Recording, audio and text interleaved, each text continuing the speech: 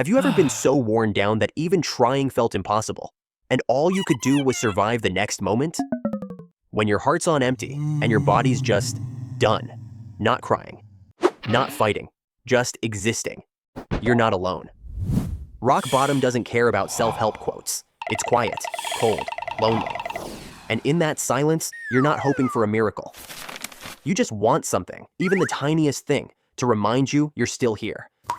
I've lived that moment, and what I found in the emptiness wasn't a cure, but it was enough to keep me breathing. Picture this. It's 3 a.m. I'm curled up on the bathroom floor. No crying, no rage, just silence. My phone was off. My heart was hollow. I wasn't grieving. I was gone. My job had collapsed. A relationship I thought would last forever? Gone too.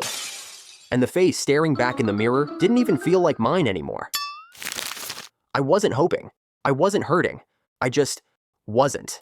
And that terrified me more than pain, because pain means you still feel. I felt nothing. And in that nothingness, a thought came, soft but sharp. What if I just stopped being here? It wasn't a dramatic plan. No letter, no scene, just a quiet, aching absence pulling me toward it. A way out. And then, out of nowhere, my mind gave me a single image. My little brother, about 6 years old, grinning at me with chocolate ice cream smeared across his face, signing sister with his sticky hands. He's deaf. He doesn't hear the world like I do, but he sees me. And in that moment, I saw him too. And I felt it. Love.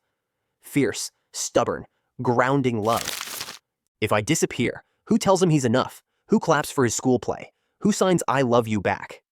That moment didn't save me, but it interrupted the silence. It gave me something, a thread, a why. A flicker of reason to hold on for just one more hour. I still didn't feel okay, but I wasn't completely lost anymore. I still had love, and love, even one small memory of it, can be a turning point. Not a rise, not a breakthrough, just a crawl. Out of the void, out of the numbness. That's how it started for me, and I want to show you how something that small, that fragile, can find you too. When you think there's nothing left. The psychology of turning pain into purpose. Finding meaning in suffering might sound like a cliche, but it saved my life. At rock bottom, pain without purpose breaks you. But if you find even a flicker of meaning, like I did with my brother's memory, it becomes fuel. It doesn't erase the pain, but it gives it direction. Psychologists call this post-traumatic growth, the idea that rock bottom can become the soil where something new grows. Your scars can hold wisdom, not just wounds. And neuroscience agrees. Thanks to neuroplasticity, your brain can rewire, even after deep hurt.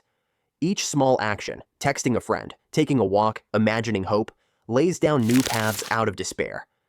Here's another truth. You're not under a spotlight. That shame voice saying, everyone can see I'm broken, is a lie. Most people are busy fighting their own storms. You're not as alone, or judged, as you feel. Connection saves.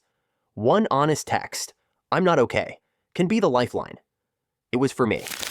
The moment that found me, a tiny why paired with the belief that maybe, just maybe, this wasn't the end. That belief cracked something open, just enough for me to take the first step. Practical tools for rebuilding. Climbing out of an emotional abyss isn't done in one heroic leap. It's done one small step, one day at a time. Think of these tools as your emotional first aid kit. When you feel yourself spiraling or frozen, you can reach in and find something to anchor you. You don't have to master them all at once. Even adopting one or two can start a positive feedback loop. Remember, changes that seem small and unimportant at first will compound into remarkable results if you're willing to stick with them.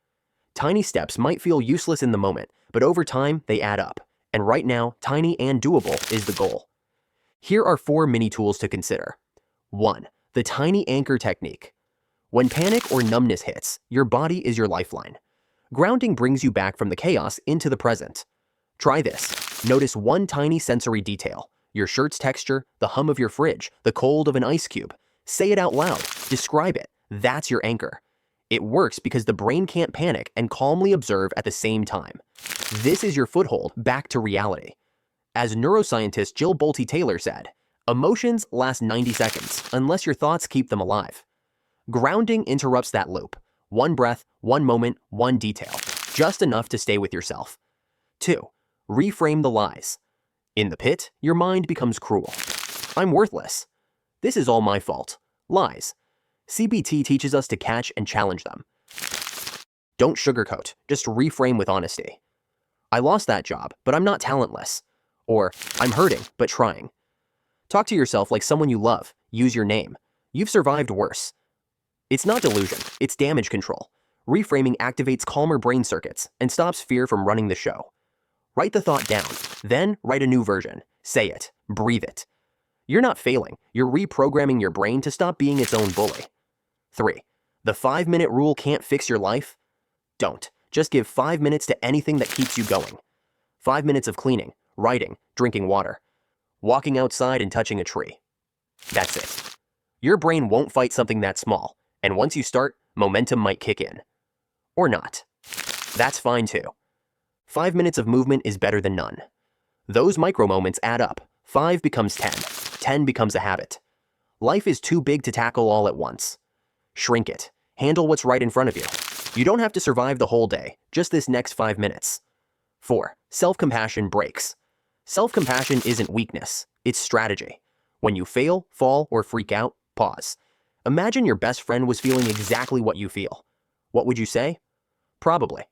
This sucks, but you're not alone. You're doing your best. Say that to yourself, out loud, softly. Self-compassion turns off your brain's alarm system.